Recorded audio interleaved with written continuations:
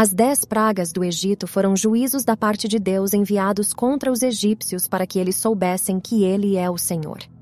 Enquanto as pragas eram enviadas, Faraó se recusava a libertar os hebreus. Somente após a 10ª praga, os filhos de Israel partiram do Egito. Antes que as 10 pragas fossem enviadas, Moisés e Arão, com a ordem do Senhor, foram falar com Faraó para que ele deixasse o povo de Israel partir.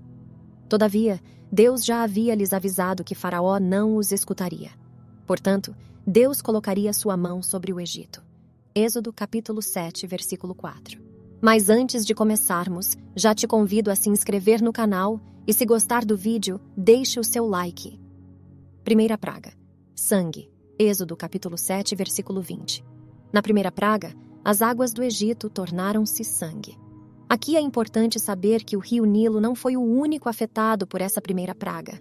Todos os canais, lagoas e reservatórios de água que haviam no Egito também foram atingidos pela praga.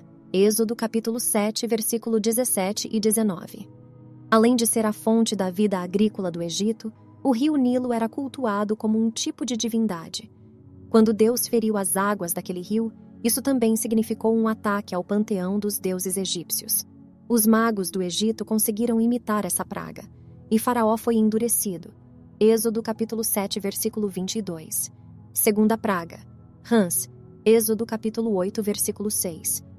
Na segunda praga, muitas rãs, provenientes do rio e de todos os canais daquela terra, invadiram o Egito. Com essa praga, Faraó pediu que Moisés e Arão rogassem ao Senhor para que as rãs fossem tiradas de sobre as casas dos egípcios. Ele também prometeu libertar o povo. Entretanto, logo depois do fim da segunda praga, Faraó continuou com o coração endurecido.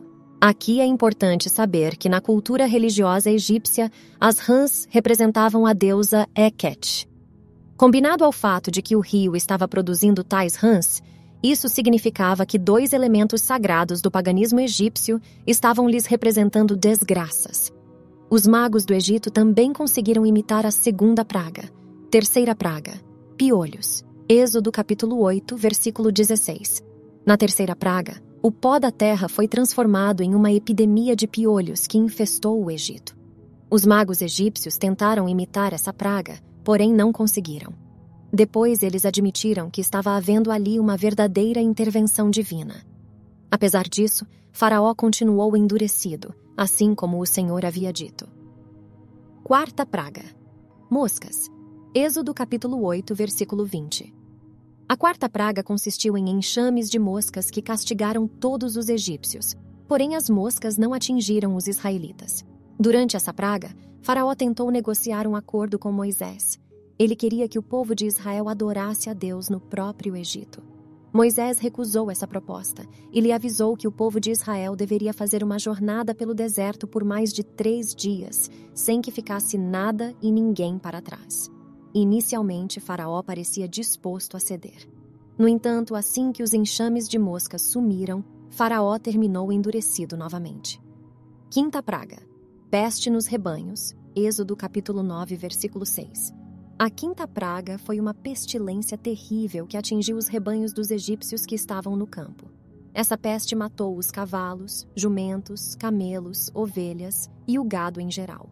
Para a execução dessa praga, Deus designou certo tempo específico, a saber, o dia seguinte. Assim como ocorreu na quarta praga, os rebanhos dos israelitas não foram atingidos. Esse fato fez com que Faraó investigasse o caso, porém seu coração se endureceu. Sexta praga. Úlceras. Êxodo capítulo 9, versículo 10. Deus ordenou que Moisés e Arão apanhassem nas mãos um punhado de cinzas de forno e atira-se para o céu na presença de Faraó. Quando fizeram isso, todos os homens e animais do Egito foram castigados com úlceras, inclusive os magos que no começo das 10 pragas tentaram imitá-las. Diante de todo esse sofrimento, Deus endureceu o coração de Faraó e ele não deixou o povo de Israel partir. Sétima praga. Chuva de pedras.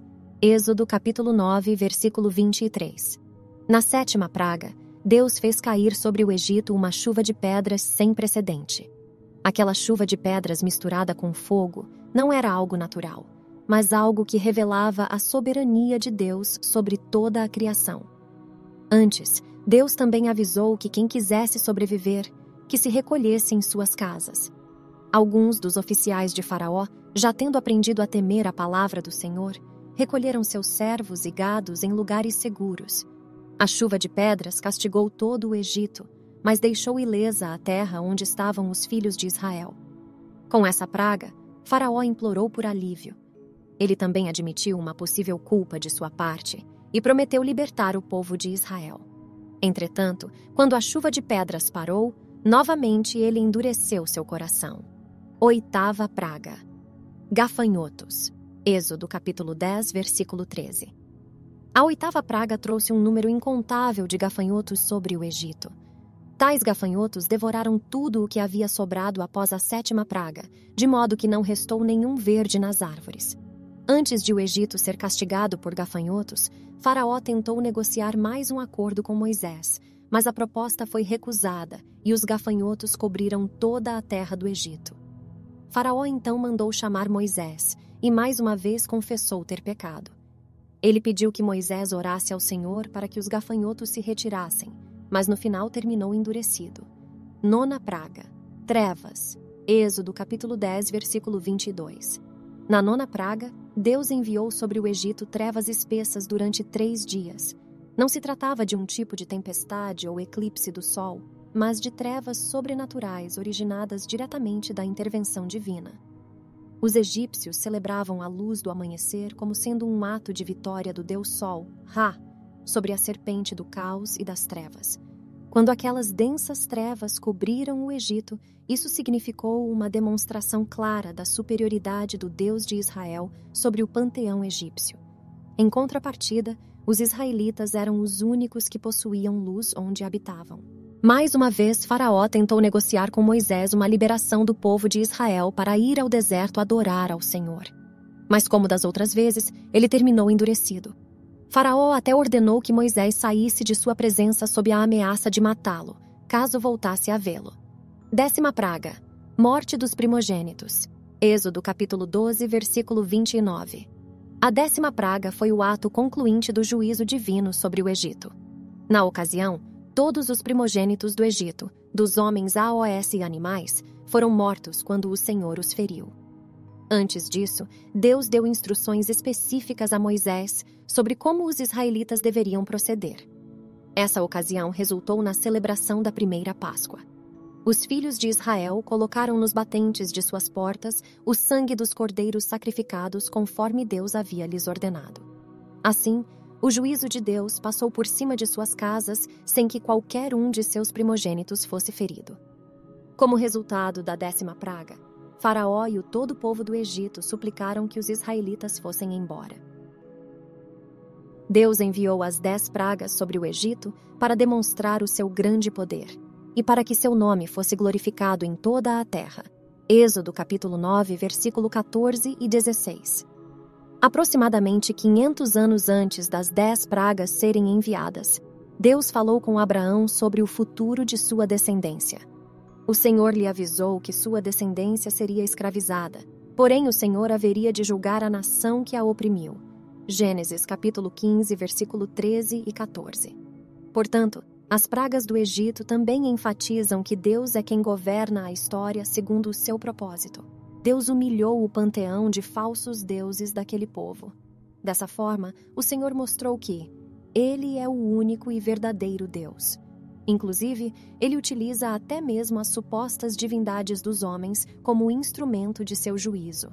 Especialmente na primeira, na segunda e na 9ª praga, isso ficou claro. Quando os símbolos das divindades egípcias foram usados para trazer-lhes castigos. Mesmo que o homem tente imitar seu poder, nunca conseguirá. Isso pôde ser visto a partir da 3ª praga, quando os magos não foram mais capazes de reproduzi-las.